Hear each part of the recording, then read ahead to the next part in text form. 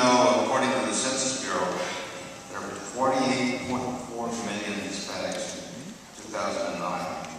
And of those, a record 20.1 million were eligible to vote. But the point is this: there are more Hispanics that are not eligible to vote that are going to be becoming eligible to vote. We need to make sure we can address them and address them correctly so that they respect us and we respect them, us being us as Republicans and them as a people who have a great challenge and who are very interested in making our economy grow. So, gentlemen. Thank you for the opportunity. My name is Sam Hernandez, and I want to say, first of all, that we live in the greatest country in the world. And I travel a lot internationally. Every time I come into any port of entry in the United States, I want to throw myself on the ground and kiss it because we're lucky to be here. I just came back from 2 weeks in Arizona. We live here in Miami now, but my family and I lived there for 10 years. And I have to tell you that the mood there, the people, especially those of Hispanic heritage, is very, I would say, sad. It's really a situation where the feelings of the community there, I can tell you that the Hispanic vote in that state is pretty much lost to a certain degree, just because of the tone and the way that we're going about things. Now, I am not necessarily for SB 10-7 or anything like that, but I think we can do better, you know? We can do better as a party, as those that want to be in the center right. We can do a better job. We had, they were speaking about getting the right people to run, Hispanics to run for the government and to serve us. And I have a friend that ran for the 4th District in Arizona as a Republican. He's a Mexican-American immigration lawyer, and he had a lot of issues with the laws passed in Arizona. And basically, the Republican Party shunned him because of that.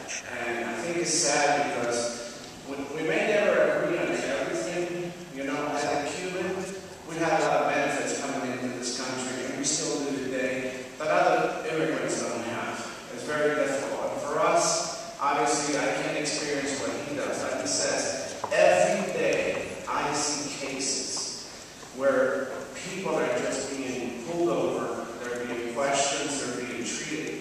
And I can tell you myself, as I was driving to the state, I was wondering, am I going to get pulled over? You know, am I going to be asked where I'm from?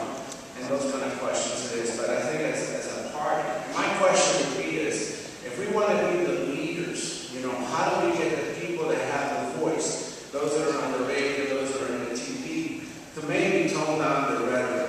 You know, how do we do that? We'll start with Lieutenant Governor Maldonado.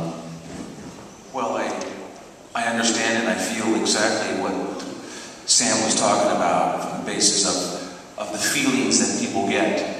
We lived it in California in 1994 with Proposition 187, so it's just a little repeat, just a couple of years later. And I can tell you this, that as long as we don't have a comprehensive immigration reform system in place, not amnesty, comprehensive temporary worker system in place, we're going to continue to get 1070s in other states. And as long as we continue to get 1070s in another state, the morale of the Latino community will be down.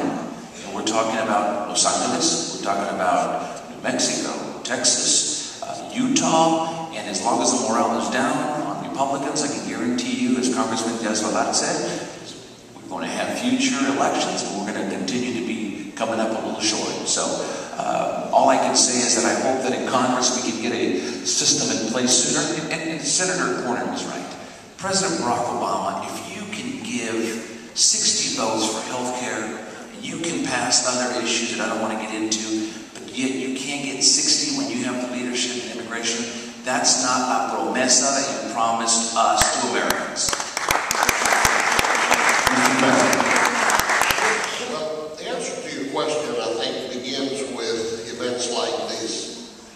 Conferences like these where leadership that is committed to not only values of the Republican system, but also values that are compatible with the Hispanic community, will replace the airtime of those irresponsible commentaries that are taking place.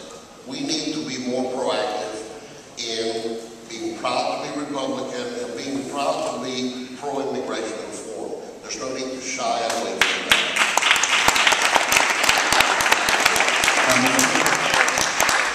Totally in agreement.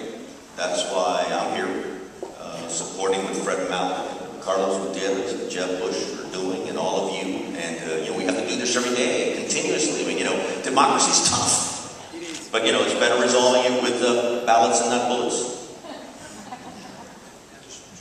Thank you. Just saying. I just wanted to say amen to what Eduardo and others have said about the importance of responsible voices speaking up. Because if you think about it, what happens in the immigration debate so often is one side will say one thing, perhaps for political or other reasons.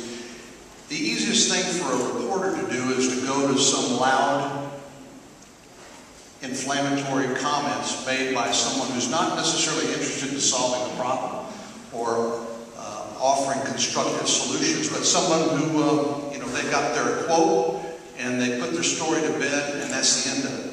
I think what that does that makes it more incumbent on us, and one reason why I'm here and why I appreciate American Action Network sponsoring this conference, is those of us who are like-minded and who are solution-oriented, who realize there's a problem here that needs to be fixed, that we will then be the ones that will step up and say, you know what, that person does not speak for me.